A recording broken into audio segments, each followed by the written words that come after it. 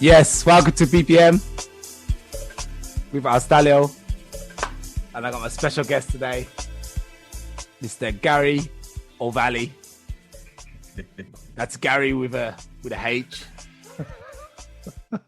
Sorry. Gary, man. You know, in England we'll call you Gaza, you know? Gaza. Yeah. Nice, I'll take it. What's going on, Gaza, man? Why has got a H in your name?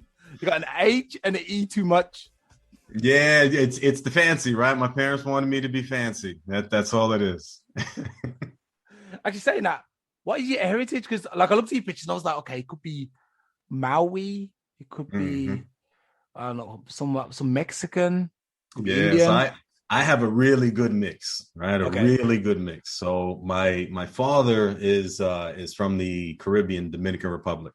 Oh, so delicious. Nice mixed background there. Yeah. My mother is Dutch from the Netherlands and Curacao. Okay.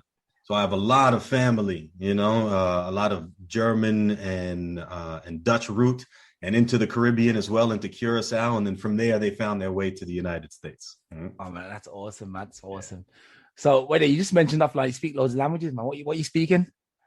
Yeah, no, unfortunately for me, like I'm looked at the black sheep in my family because I only speak 2 languages, right? My mother speaks almost 7. My aunts and uncles, they all speak 4 to 5 to 6 different languages. It's like a United Nations meeting when we get together. Right? We'll start in English because everybody speaks English. We'll move into Spanish. Spanish, yeah. German and a little papiamento, and somebody breaks out Italian and French and then back to English because they recognize most of the people don't understand what they're saying at the table. So they go back to English, right? And it kind of just jumps around all night for dinner, right? Hey, that's cool, man. I speak like, I think I'm on my 4th language. No, I'm on my 5th language. Beautiful. 4th language. Yeah, but I just like to learn languages. That's the thing. So I'm actually learning Italian at the moment, along with Portuguese, German, English. I did dabble in some Spanish back then, but that's gone. Japanese too. That's gone as well. Japanese. Yeah, I'm going to go back onto them now. Stay with it. You lose. Yeah. That's the thing. Immersion. Is it immersion? Immersion. When you live in a country and you're basically around that, the language and stuff, you learn it quickly. But once you're not speaking anymore, you use it. No, you don't use it. You lose it. That's right. That's right. Okay, so where are you punching out of? What you in America? So I'm out of I'm out here in New York, right? Specifically on Long Island in New York. Is that like an island? A separate? Because I don't know. Yeah, it's more of a peninsula. It's just a little break off of. It's not separate by itself, but they like to claim their own independence, so they call it Long Island, right? Is that like the East Coast? The East Coast, isn't it? Yep. Yeah. And was Family Guy recorded there? No, is that Rhode Island? Yeah, that might be Rhode Island, Massachusetts. The Family Guy. They're a little further up north. And I also understand that you guys speak the clearest, like the closest English to us, to the British. Yeah, right. Yeah. Well, at least Boston and this northeastern area of United States, they speak the closest the English to us. I guess it was like the first place we settled, or not me, but these guys. And then like offered you guys the English language. And then the Irish came over and started messing everything up. Yeah, for sure. Yeah, that's about right. Yeah. Okay, so about your journey, man, because I read your blog, your bio, sorry, your blog. Do you have a blog? No blog just yet. All right, I read your bio and I was fascinated. You're an inspiration. Thank you. Can you tell us a little bit about your journey and how you got to your journey, actually? What made you think to yourself, okay, that's what I'm going to focus on now? Sure. Yeah, I appreciate that, Anastadio. So for me, it was really a matter of, just kind of continuing what I've always seen as a young person. Mm-hmm. I was very fortunate in my beginning formative years. I was able to watch someone who cared enough for their family and community enough to affect change in it. Yeah. And for me, that was my mother. My mother was a community activist here in New York, here in Long Island. And what she wanted to do was make the area better for her children. And she recognized the only way to do that was to also make it better for everyone. Yeah. So as I started to see her do these things as a young person, as a child, it made immediate sense to me. I said, man, this little tiny little woman is creating all of this amazing change and positive, atmosphere for everyone in the community. Why on earth aren't more people doing this? Right now, as a child, you don't really understand the dynamics of the world, so you just see it happening. As I started to get older, I just kept implementing that at every stage of my own life. So as I entered elementary school, high school, college, the working profession, as I started to, get married, have children, spend time in my community, I just kept giving back and always giving back. That's the thing about our communities. Done well, we become lifelines for our communities. Yeah. So I recognized I was a lifeline for my community. So I kept just giving and giving and giving.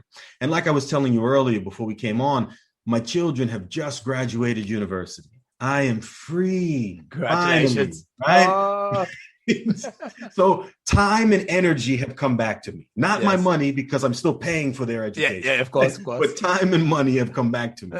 And as such, I recognized, I was very fortunate. I was very fortunate to have a really good run personally and professionally.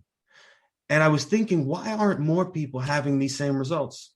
Why aren't more people happy and very successful and wealthy and changing that dynamic in their life and their family? And I obviously know the answers. And that's when I said, all right, let's start to do more for others, but at a bigger level, at a bigger space. Let me write this book. Let me get into the public, the social media, internet space, and start to reach a larger audience so I can have a bigger impact. And that's where I am at this moment. So how did you give back? What did you offer the community? Sure. So for me, first and foremost, time, right? My time, my expertise. I let people know, and I introduce myself as an author, an activist, and an entrepreneur. Mm-hmm. In the entrepreneur space, I've been there for about 25 years now, building my own businesses, building businesses for others at the 6 and 7 figure level. So at that point, when I think about healing Black and brown communities, our communities, I know that the problem is financial. If you do not have financial stability, you can't think of any other problem, any other thing, because you just want to feed your children. You just want to keep the lights on. You just want to have a house to sleep in. So I recognized that was the space that I could give back immediately. All of my knowledge, all of my expertise, my wisdom, I can give that back and show people how to develop their own very successful, profitable, and sustainable businesses. I mean, like, the one thing I've noticed with the Black community, and actually, you know what? I'm going to say something that I don't normally say now. I kind of feel like for a long time, I was like, yeah, man, Black people got it bad. We got it bad and we're struggling. We're doing, we got it really bad. And it's everyone else's fault.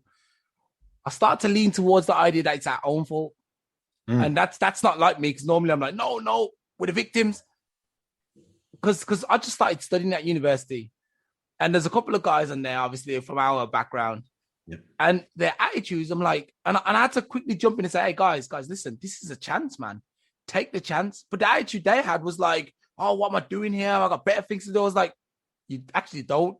This is what you should be trying to do, and trying to get your future in order so you can help your next generation, your kids. That's right. So, what I was going to say is we basically have like a crab in a barrel kind of mentality, I think, where we try and, one tries to make it up and they're always trying to drag them back down and stuff. So apart from that, why are we like that? What can you add anything to that? Sure. I really appreciate that, because that's a problem that affects our community. And it's one of the things that maintain our current levels of poverty and the lack that exists in our community. The main reason that crab in the barrel bucket mentality, right? We continue to define ourselves by the definitions of others. And because of that, we hate ourselves. We're envious of ourselves. We don't want to help ourselves. We want to do these things individually. We don't find that our collective growth is the best thing. And these are things that were taught to us. We were taught to hate the color of our skin, to hate our hair, to hate the ones that are next to us and look like us, right? Don't just hate Black, hate brown, hate yellow, hate red. Separate them all is what it is. It's just it's a tactic, right? A European tactic. And especially here in the United States, we saw it through Jim Crow, right? And that level of slavery and segregation. That's a tactic that's purposely implemented. And for us, we keep playing that game. Yeah. Because of that, we are dividing ourselves further. When I speak, I talk about healing Black and brown communities because I want us to recognize we don't have to separate each other. We should always celebrate our cultural differences, always. Because that's our beauty. But when it comes to making way and being successful in navigating the world that we're in, we have to do that together. We can't try to do this thing separately because it leads to our own separate demise. Yep. And I am not doing as well as you, but as long as you're not doing as well as me, I'm not so mad about it. Yep. Right? It's almost like I hate you privately, quietly. I just not going to say it. You know? And it's a terrible space to occupy. And because we keep defining ourselves by the definitions of others, well, I hold you to someone else's standard instead of a better one for our own. Yeah. I think that's a huge problem. Obviously, we need to overcome it because, we're never going to make it. And I don't think like you, for example, to me, I look at you and I think, Black guy, I saw your pictures. Okay, it's got some multicultural mix going on there, but Black guy, you know, obviously there's other Black people who won't look at that. They'll acknowledge that you've got other mixtures. I just look and think, if the police stop you, I always look at it like this. If you meet the KKK on a country road somewhere, right, and they're going to acknowledge that you got some European in you, they're not going to do that. They're going to lynch you the same as me. They're going to look at us both and say, lynch them both. That's right. That's what I say. And there's no point like separating us like Black and brown. To me, we're all brown. We're just different shades of brown, actually. Like I don't even like the word Black to me, even though the title is Black Apocalypse, you know? Yeah. They told me to do it. They told me to do it. I'm the victim.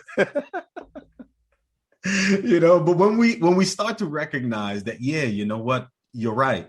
We have the same experience. And because of that, we should join our force and our effort because it's going to make our outcomes better. Yeah. See, part of our problem is it's twofold. One, self-inflicted wounds, certain things we do to hurt ourselves. The other, systematically imposed limitations. That's governments, that's agencies. We don't have control over that. We can't do anything, or it's not that we can't do anything about it. It's just a much harder fight. Yeah. But the self-inflicted part, we can change that right away. Yeah. We don't have to be unruly. We don't have to fight each other. We don't have to have the violence in our communities. We don't have to sit there and run down our communities. We don't have to beat up and destroy our communities. Yeah. These are where we can create change that immediately affects us in a major way. Yeah. I know one group of people we have to get on board though. The Asian people, man. Yeah. I never understand why they're never really with us, you know. I think it's because they kind of share in that whole like European white privilege kind of thing. They definitely do. And they've been strategic about it, you know, they use tactics to get around and no one notices, you know, they get away with it. It's like, you know, I think what's his name? Joe Biden just signed something to is legislation or into law that you're not allowed something like Asian hate bill or something like, right? You know, we've been suffering that for years, but no one's where's our bill? We've got no bill. Yeah, so they're doing good, but we really need to like get them on our side. It's about to help us out because we've learned a lot from the Asians. You know, I've been watching this entire this latest episode of the new Negro on the block, right? You know, it was us for a while. And now it's them, right? And they're being beaten up and treated poorly and, you know, discriminated against. They're just the new, and, you know, I use the word Negro, obviously there's another word to put in there, but they're the new one on the block. Yeah. And as such, they're starting to experience the same treatment that we have, obviously to a much smaller level. Much smaller level, but they're starting to recognize it. And as such, a lot of their community is starting to recognize, hey, we are the same. Yeah. Hey, let's put these things aside and get on the same page. And oftentimes it takes events like this to recognize, you know what, we are more alike than we are apart. And we should start working and concentrating on that as opposed to the other. And that's what we're starting to see now with the Asian conversation as it's happening now. But you're right. There was a lot of privilege that they took advantage of. That they built their communities in our communities and around the world, and they took complete advantage of not having to be discriminated against the same way. Yeah. And they didn't necessarily step up and become our champions during that time. They are now experiencing that, and they are asking for us to step up and become their champions in this time. I'm not mad at you, just as long as you're willing to, pay back on the other side. Yeah. Right? I'm happy to step in and help you out. Just once it's done, please remember this and don't ever forget it, so we don't ever have to do these things separately again. I don't know if they're going to remember it, to be fair. They'll take that out. And after that, they'll be like, when they're back on the good side, they'll look at us and be like, sack them guys. Is that who? Who are you? Yeah.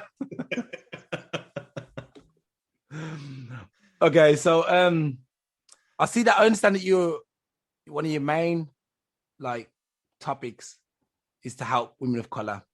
Yeah, because they're proper disadvantaged. Let's be fair. The women of color have got the hardest. They let's be fair. They hate themselves because they always try to look like somebody else. Not all of them, but a lot of them. They're never getting. They're really educated. That's the thing. Where education is concerned, I think they're the most educated people on the planet. Yep. Which is great, but they've never been recognized for that. They've never been recognized. They just end up working in a shop or whatever, or wherever, having the babies. So how do you go about helping these guys more? Yeah. So in that space there, and that's exactly where I occupy, right? Like I told you, I'm in the entrepreneur space 25 years. I help coaches and business people and leaders in communities kind of build their own companies and businesses. And I especially concentrate with women-owned businesses, especially women of color. And it's because I know that when I talk about, and for me, my mission is healing Black and brown communities. Mm-hmm. And when I do that, the best way to make that happen is through the assistance and help of women. Women are at the front of all of the greatest movements on this planet, all of them. And when we look and think about the people who give back to the community the most, again, it's women who do so. So if I put women in a position where they are financially independent, they will more likely help their community more so than the men that I have helped get into that space. And as such, I recognize, well, that's the group that I need to be working with them. If they're going to help heal our communities, I want to work with them most.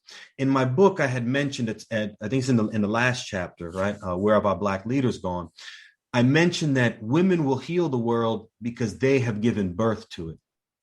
There's something about giving birth and bringing life to this planet. You hold it more dear and precious. Mm-hmm. It's not so easily disposed and distinguished and used and abused as it is in male society. Yeah. So that's why I concentrate in those segments of our society, because I recognize we're going to get much more work and much more giving back from them. For me, my focus is growing forward and giving back. And I recognize that women of color, when they are helped, my goodness, when they turn around to help others, it is just so expansive and so quick. And just that's the community I want to be surrounded with. Yeah. It sounds like you got. So is this actually working in practice? Like, do you live in a community where all this is actually functioning? Because it sounds great. I can feel it by the way you're talking, that you live in that utopia, man, somewhere. Send me your address, man. I'm coming. That's where I'm going to move to. Forget Brazil. I'm going to live with you guys, where everybody's happy, Yeah, man. That's great. For us, and this is why I have conversations, especially with young people, right? When I have this conversation with young people, they're daunted by the idea of making change. They look at the world and they think, holy cow, this thing is so big. How can I possibly do anything to affect it?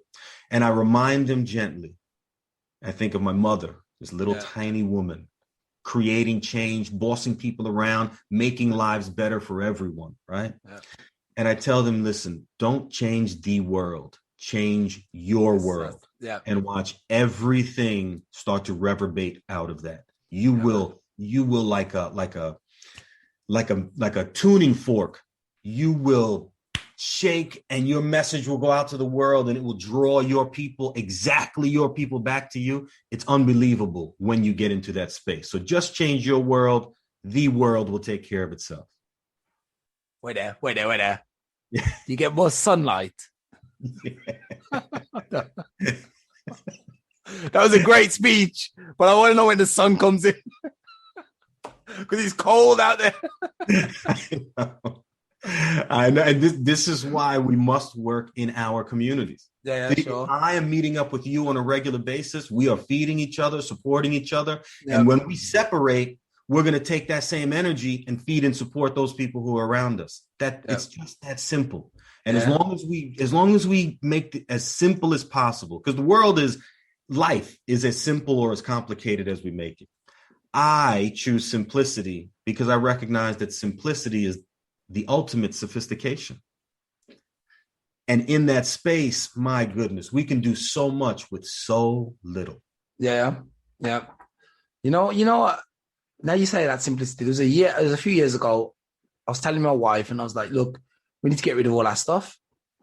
We need to get rid of everything. We need to live a simple life. If I was living alone still, if I was a single man and I was living alone, I'd have a room with a mattress, maybe not even a mattress, just a quilt cover, a pillow, and a lamp with a hat on it, and that's it.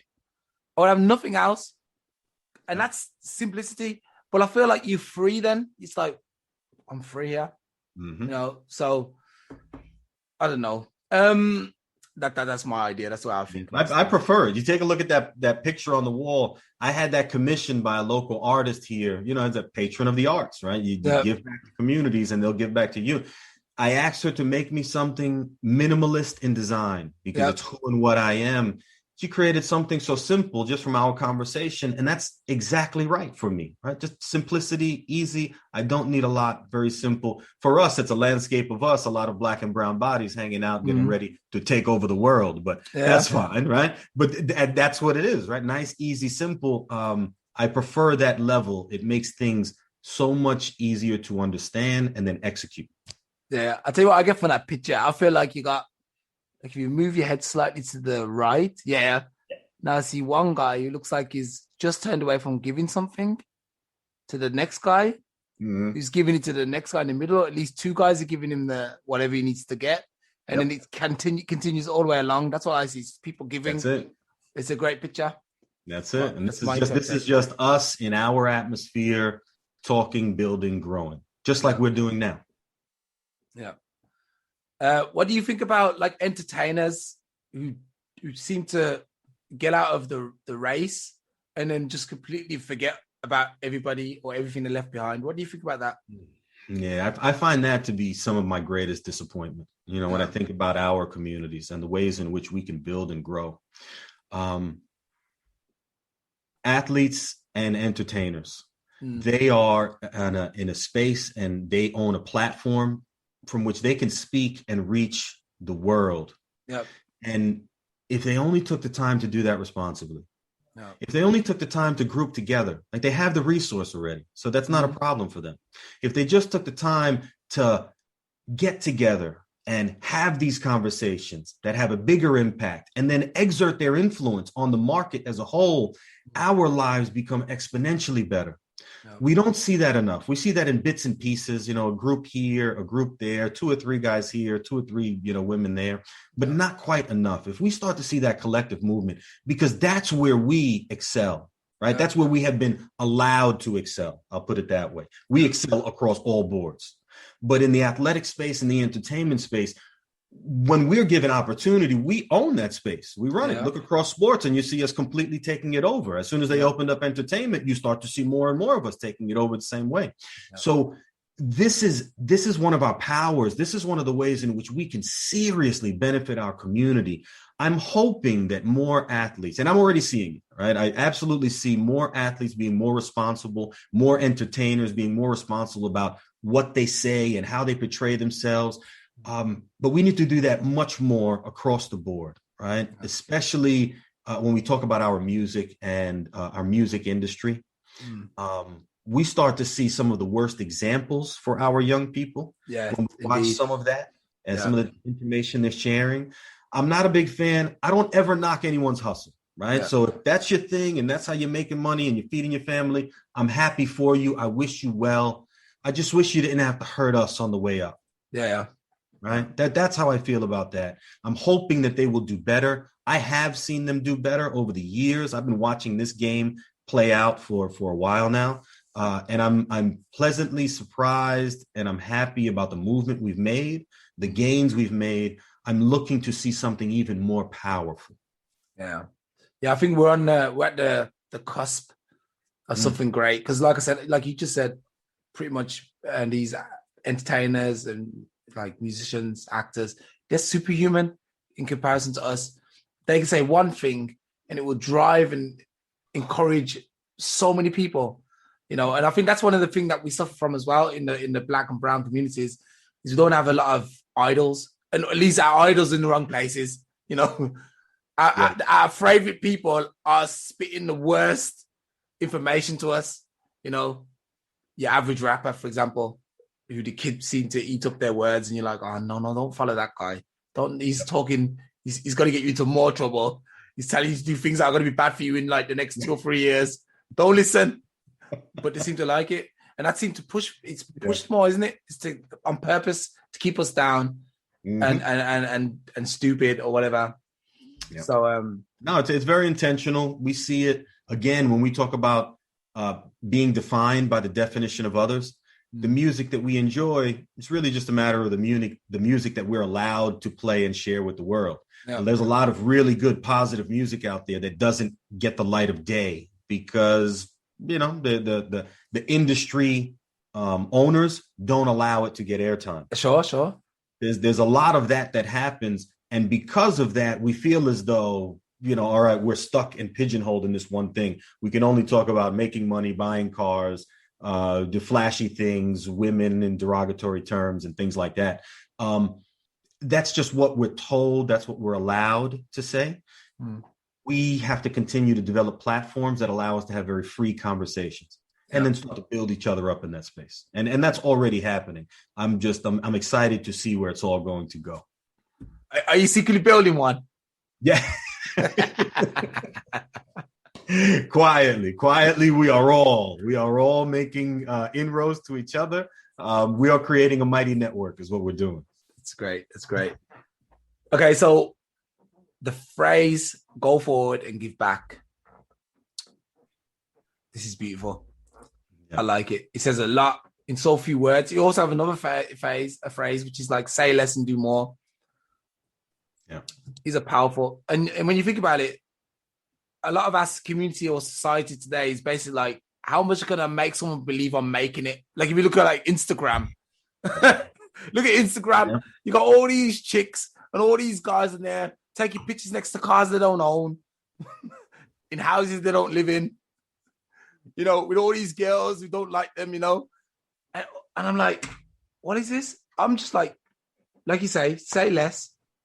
Go about your business. Like if you look on my site, you'll never see me trying to pretend I live a particular life. Yep. I'm like, you know, no one knows if I got millions. No one knows if I'm poor. No one knows how I live. And I just love that, you know, I hit home when you said basically say less and do more. Yeah. So with your, have you got a program that you put people onto? So right now, what I've done is I've been an offline animal my entire life. So all of the businesses that I've built have been actual brick and mortar businesses, and people have to go in. Like those things are becoming history now, right? COVID changed the game for everybody. Everything is online. Everything is remote. You don't even need anything more than, you know, an office in your house, and that's it. You run your own business. So I've been helping people, you know, one-on-one in a very personal fashion. I am now moving into the online space and providing that same level of support and effort for others. Okay. As I'm doing so, I've been working with individuals privately, and I make my calendar available as I recognize individuals who are excellent candidates, who are going to build their company, who are dead serious, who are focused and ready to put in all of that work. And the last piece is you got to be willing to give back to others. The same way I'm going to show you how to generate your wealth, you must show someone else how to generate theirs. If you're willing to do that, I can work with you. So I've been doing that on a one-on-one basis, you know, for most of the last year. At the end of this year, I'm going to have a full-blown program that I can filter people through en masse, and this way more people can take advantage of that. For me, I don't find any fun being in places by myself. I don't find any fun or joy in the fact that I'm doing well and others are struggling. I find zero happiness in that. And that's where Grow Forward and Give Back came from, right? I recognized I was doing really well. I had a wonderful run. My children have graduated college, married 25 years. My family is healthy and happy. Why aren't more people experiencing that? Because they need help and they deserve it, but they're just not getting it. So how do I reach out to those individuals? So that's what I started to create in my space now. Yeah. And I'm operating and currently helping certain individuals, again, one-on-one, small group basis, but I'll have something much larger towards the end of the year. Another thing that you mentioned earlier was the, say less, do more. I think that goes hand in hand with that minimalist lifestyle that we were talking about earlier, right? Yeah. We just don't require much. Yeah. You don't require much. Your body doesn't require much. You don't need an overabundance of anything, right? Food or drink or anything else for that matter. It's very little that we require to sustain our lives moving forward. And if we're able to just take what we need and enjoy ourselves, right? It's not that you have to take the bare minimum, but take what you need, be happy, and then leave for others, share with others, help others get there. I don't find that there is a shortage of anything in this planet except for sharing and caring. Yeah. That's the only thing that we run short on. There's enough food out there. There's enough money. There's enough land. There's enough resource for everyone, for everything. It's just those individuals who own it tighten that wrench and tighten that noose, and they kind of make it tighter and more difficult for us to have it. Sharing and caring is what's lacking and missing in this world. But we are a culture of people who, we are a loving and hugging people. We are caring and sharing people. So if we have the ability to do that and just stay focused in that space, we'll continue to do well. Let me find my charger. I see my battery's about to. Don't leave me now, Gahrey. I just got this computer, so I'm like, all right, no problem. I'll do like they say. Don't overcharge it. Just kind of allow yourself to run it and be well. Don't overcharge the battery. So I'm kind of being responsible here. Right? So I'm good. We're back. We have life again. Actually, I remember that it was a couple of months ago. Actually, a couple of months. My computer broke just as I was about to do a podcast. I was just about to go live. My computer gave up the ghost, and then I was there with my one phone here, another phone up here somewhere, and then obviously we got the podcast done. It was a bit of a mess, but it didn't matter. So it did matter, but it didn't matter because I had no computer, so everyone kind of understood. And I got this new computer, and I've just been charging it constantly. Yeah, you just leave it plugged in. Yeah, because I should have got a desktop. I made a mistake getting another laptop. I should have just got a desktop, but I just feel like they're just too big desktops. But this laptop never goes anywhere with me, so it doesn't really make any difference. Yeah, it would have been better. I realized that about mine too. I bought it for the mobility and realized, man, this thing has never left my home. Yeah, it's too expensive anyway to leave the home, this one. Okay, so first of all, abundance. Yes, that's a good thing, what you said there, abundance. And I completely subscribe to the idea that people take way too much more than they need, especially you can start with food. There's no reason for anybody to be overweight. No disrespect to anyone who's overweight, but there's no reason for you to be overweight on this. Like, why are you eating when you're not hungry? Yeah. That doesn't, and why you eating huge portions? Your body doesn't need it. Eat right, especially like high fiber diets. Eat high fiber diets. You won't be as hungry. Yeah. And you're good to go. That's your system is healthy, right? Everything is moving through. Yeah. Right. High fiber. Take sugar out your diet, at least most of it. And I'm telling you, you'll all be looking with a bikini. You walk around with a bikini in no time. Yeah, that's right. Yeah, that's right. And this is, whether you want to look great or not, you'll be really, really healthy. You will have a quality of life like no other. It's not about living forever. It's about having a high quality of life for as long as you do live. For me, I recognized that years ago, right? Years ago, maybe decades ago, that I recognized, I want to start eating a little bit lighter, a little bit healthier. And I did it one summer and it stuck. And I did just fruits and vegetables and all of that good stuff. Yeah. Eventually, I moved over, into the vegetarian space and then the full-blown vegan space. Now, I've been a vegan now for, it's got to be almost 18 years. 18 years. Whoa. 18 years. Optimizing my life, right? Yeah. So it's not just, at the academic space or the professional space. It's at the personal space. It's in my health. It's in my mindset. It's in my diet. When we start to really optimize ourselves, there's no limit to what we can do. Me personally, I wake up and my energy is like at 100, right? Yeah. So there it is. I wake up and it's right there. I don't have to slowly wake up. It's there.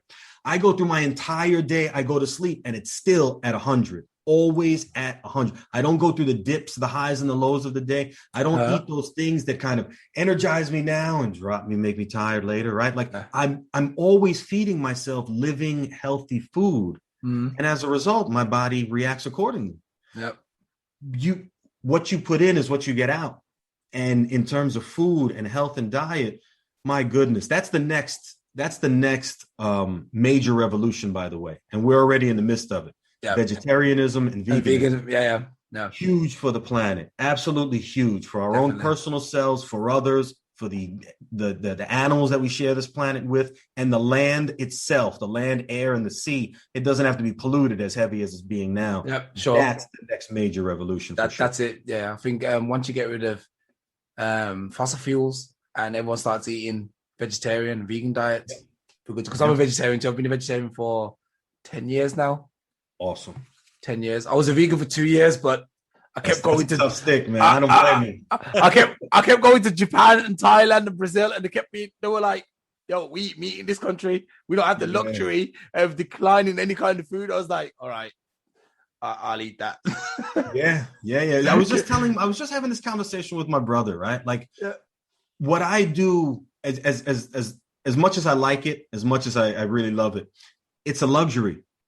Like there are certain places where, listen, man, people are starving to death. They will eat anything in order to put something. They will eat you in order to put something in the stomach, right? So this is a luxury that we go through. I'm fortunate for it. I'm happy for it, but I recognize it has far-reaching implications, right? Even that, the sheer arrogance though behind it is like, I'm not going to get that piece of meat if I have to. And there is the guy down there who's like, "Yo, give me some food." Yeah, absolutely. We are privileged. I'm happy for it, but I recognize it in the bigger context of the world I live in. Yeah, I'm gonna have to revisit the vegan side though. Maybe when the kids are grown, I don't know, man. Yeah, can't do it. Like they don't. I don't know, man. That's hard work. All right. So the next thing I wanted to say, you mentioned putting in a lot of work. Now, see, this problem is in our community. Actually, I don't know if we're hard workers, actually, but there's always this idea that we're lazy. So let's say, for example, we're trying to get lazy people involved as well. How are we going to motivate the people who are kind of like, I don't want to get up today? Like, I got a couple of my family, I ain't afraid to admit it, they're a little bit more on the chill outside. Mm-hmm.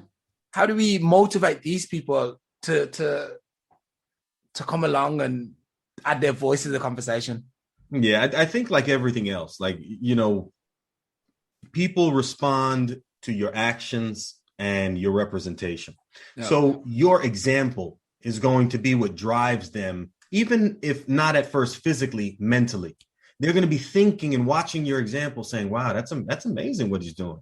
Wow, look at him also over there. Look at what else he accomplished. That's really good. That's really good. Eventually, they will physically, from all the invitations, eventually they start to move closer towards us. We have to do a really good job of being that first and foremost, right? So once we step into that space, we can't be discouraged or even contemplate the ones who aren't willing to join us. They are who they are. There's nothing to be done for them. If they should choose to join us, I hope so. I have a seat waiting for them right here, right next to me. Yeah. But for those who don't, that's totally fine, right? We live like a blink of an eye, our time on this planet. So I don't spend a lot of time supporting those who don't support me. Yeah. And that means friends, family, organizations, the politicians, groups, agencies, wherever, right? Don't support those things that don't support you. And in terms of our community, we have to recognize the truth of that. That's a hard conversation to have. Definitely. The reality that not everybody is going to come on board. Oh. Many of them are going to intentionally create conflict, which makes our job more difficult. The good that we're putting into the world, they are actively combating it. Oh. We can only do but so much for them. We can only control our own lives. For those individuals, I recommend give a lifeline, create a pathway. If they want to take it, great. If not, let us look backwards and concentrate on the younger generation that's coming up, because they are the ones that will create the greatest change. And this younger generation is adopting quickly those things that are oftentimes better for us, that we've been having trouble breaking down walls and certain systems. This younger generation will immediately leave their class, walk out, protest out in the street, and say, we're not going to school until you guys decide to change something. Yeah. And they start to drive conversation. I love that about this younger generation. Right? Yeah, Dave. As we feed them, they will continue to heal us. Now, that's from the bottom up. As we work on the ones up top who are willing to change, we work top down. And then we converge that dynamic and solve the problem. We are not going to bring everybody. And we have to be okay with just cutting them off and sometimes cutting them out. It's not an easy conversation to have, but we must recognize, and this is in our own life, personal development wise. And this is a space that I excel in, and I recommend everybody moves into the personal development space. Oftentimes when we recognize that which we struggle, the spaces in which we have difficulty, when we really view it and look at it, we recognize that we're holding the stress and the baggage and the problems of other people. Yeah. It's not even our own that's weighing us down. It's the stress and the agita and the definitions that other people are putting on us, and we're holding on to it, holding ourselves down. All we have to do is let it go. There it is. It's done. We now float to the top. We're no longer drowning. They own their problems. We own ours, and we keep moving and growing. That's how we get past this. We have to hold ourselves individually responsible, build the younger generation growing forward, and then offer a path for the older generation, but recognize many of them are where they are. Yeah, well, that's powerful stuff, man. Powerful stuff. Which obviously, personal development, I'm with you there as well. That's something I've been working on that quite a long time, but I recognize, like you, very young, that something wasn't right, and that I needed to, I think it started off when my mother, she used to smoke when I was a little kid, and I used to look and be like, why do you smoke? What is that? We used to query out when we was 5, and I was like, I don't know why you do that. It's horrible. And I never forget these conversations, and I carried them all the way through life. I always remember I wanted to be, I didn't have big goals because I never had anyone to look up to. I never had a dad, obviously, and, classic. Yeah. So I didn't really, so I was just like, I'm going to try and do a better life than people around me. I'm going to have a better life than people around me. And I do have, without sounding arrogant or like I'm looking down upon them, condescending, that I have a decent life in comparison to the life I came from, So, and that's through personal development. Like I said, I learned I learned a total of 6 languages now, but, some of them are disappearing. Even my Portuguese is disappearing, to be fair. Yeah. And obviously I'd like to learn. I taught myself computers, I'm very autodidactic. So that's self-development to a T. And I think a lot of people don't have this. A lot of people, if you look at the posts on social media and stuff, you're like, yeah, but what are you doing to improve yourself? Is that what you're going to do? Is tell everyone how bad your last relationship was? Is that self-development? Yeah.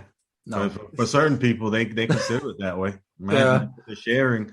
But in reality, no, it's not. That's not moving the needle forward. I think about busy work, and then I think about needle moving work.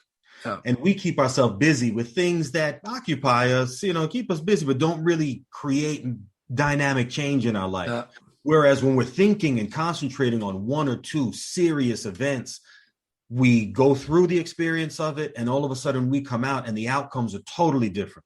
We are sitting at a whole nother level in our life. We've been able to up-level our family in the process. Those are the things that are worthwhile conversation-wise and pursuing.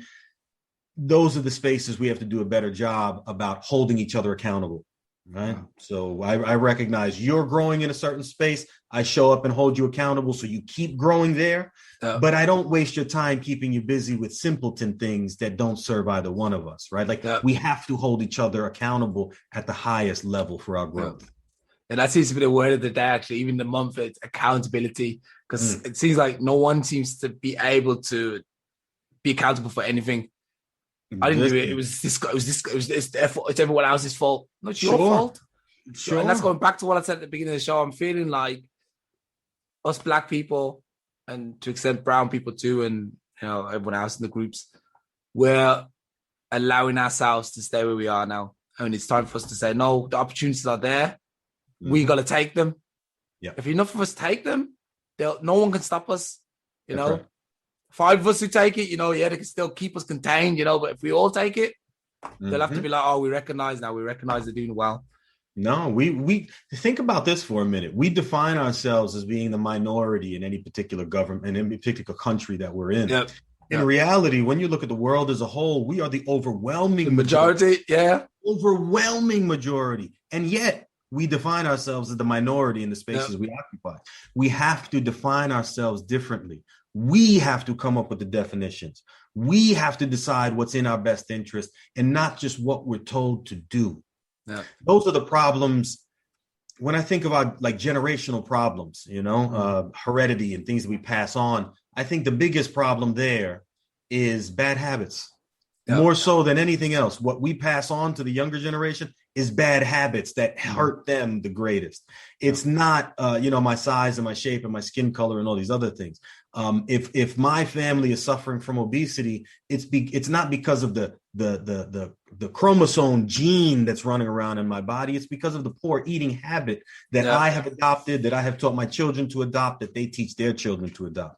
So we have to choose better. We have to make better decisions. And in doing that, we start to run into a space where we're doing much better. Right now, we just have to be more determined about how we come across that and how we want to show up in that space. Definitely, man. Definitely. I love it. Okay. Last topic for today. Awesome. At least from my side. I mean, if you got something else you want to share, then feel free. But your book, Where Have Our Black Leaders Gone? Yeah. That's a topic that's actually close to my heart, because that's why I actually started Black Operators, because I was like, you know what? Maybe I'm going to have to try and be a black leader as well. Maybe I'm going to have to try that, because there's none. Who's the last one? We can't even take a Barack Obama. We can't even take this guy. We have to say, okay, we're going to write him off. The one before him was probably like Nelson Mandela or something. That was the last guy. Yeah. And now we're starving for another one. So where have they gone, in your opinion? Listen, in reality, that answer is probably the simplest. When I think about where have our black leaders gone, they've been assassinated. Where have they gone? They've been incarcerated. Yeah. They have been intimidated from growing into the leaders that they're going to be. Yeah. When I think about our communities, our genius is snuffed out before it ever has the chance to materialize. Yeah. And this is at the youth level. We have to do a better job of creating a safe space for children to grow into those opportunities, for women to continue to grow and keep our families strong, so that when we do grow up, we are the best version of ourselves.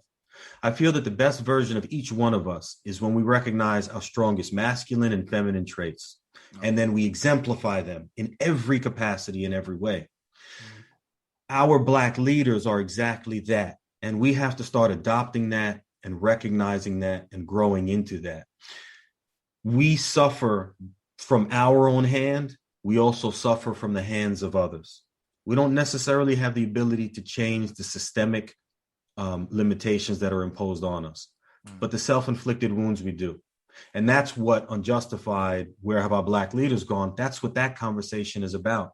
It's recognizing and having the conversations to build those leaders in our community. And it starts by having these same conversations that you and I are having now with our children as early as possible.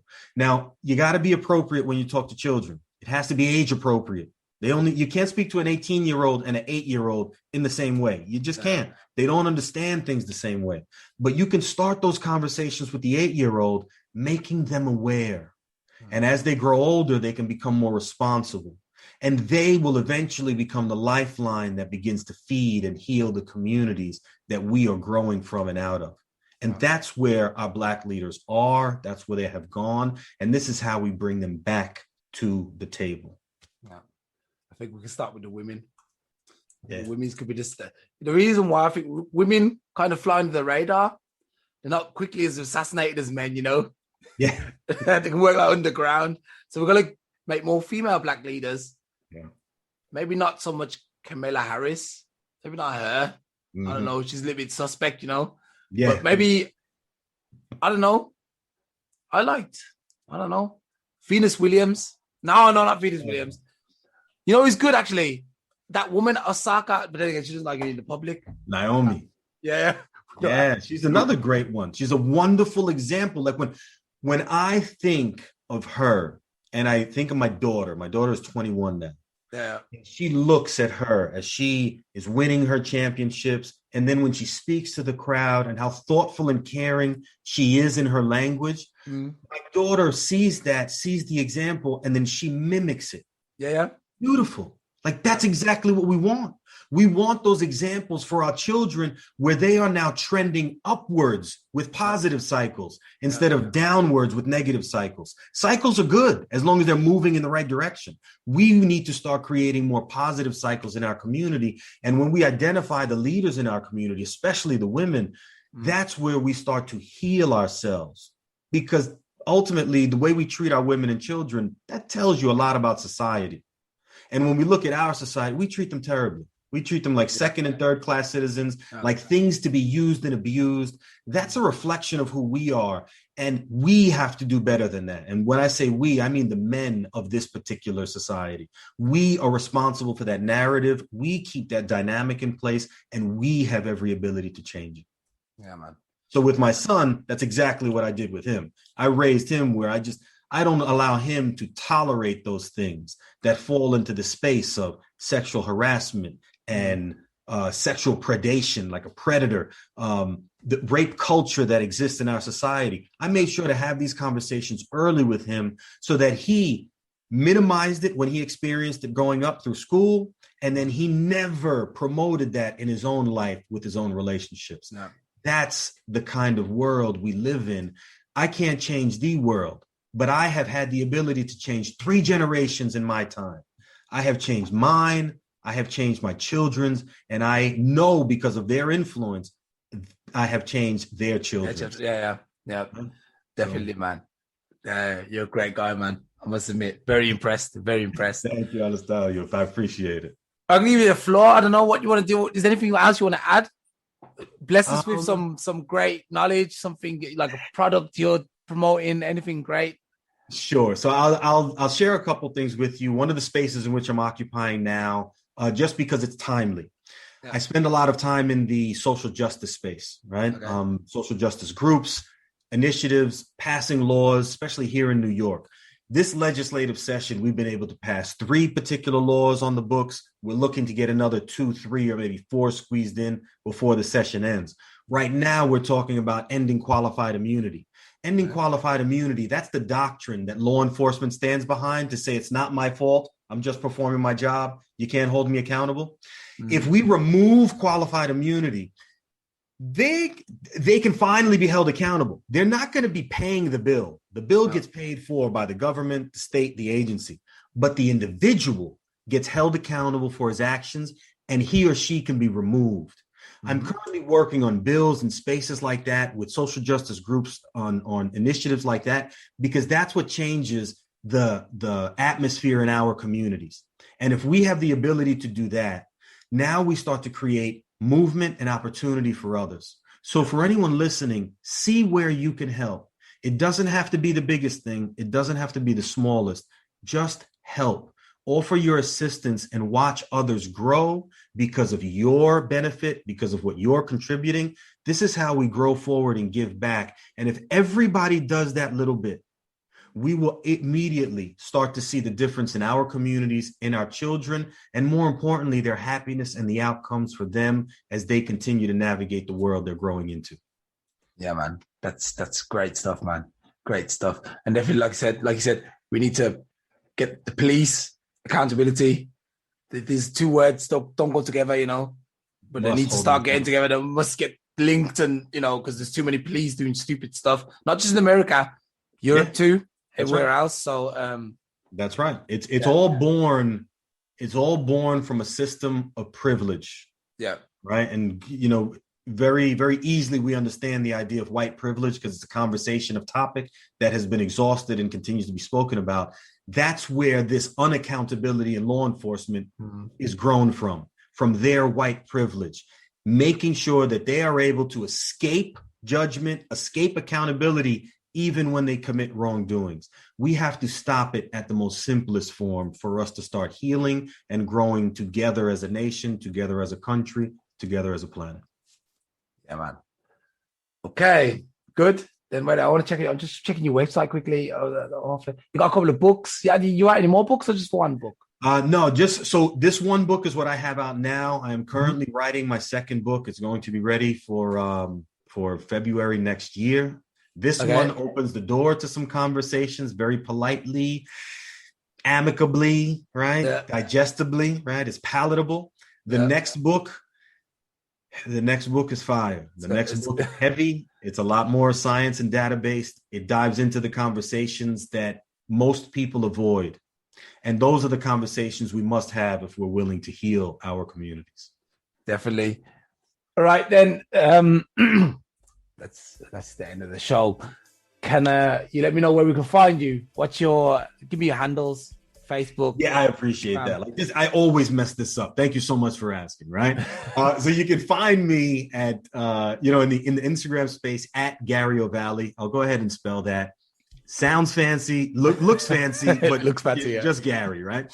GahreyOvalle. So at Gahrey Ovalle, you can find me Instagram, Facebook. GahreyOvalle.com is my website. You can go on Amazon.com to find Unjustified. Where Have Our Black Leaders Gone? That's the book. It's out there. It's available. Go pick it up. It's a quick read. Leave a review. Let's start changing the world together. I'm going to add you now. Don't forget to click accept. Love it. I love it. Accept and follow. My brother. Thank you. Hey, can I get you back on for just before you write your new book, or maybe around... let me see. I need to figure out maybe around the end of the year, sometime in a couple of months. I'll let you know. I'll write you I'll write you an assistant. Wait, how you got an assistant?